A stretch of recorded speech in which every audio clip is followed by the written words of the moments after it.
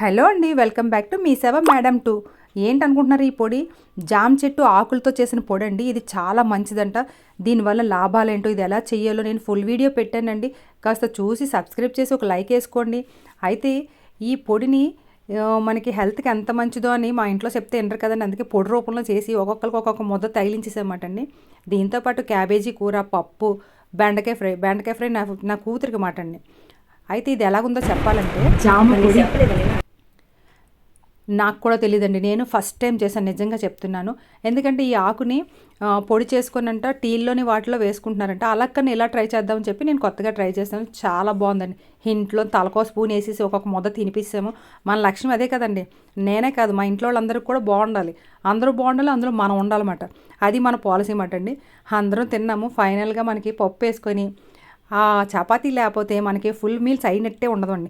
మరి full video చూసి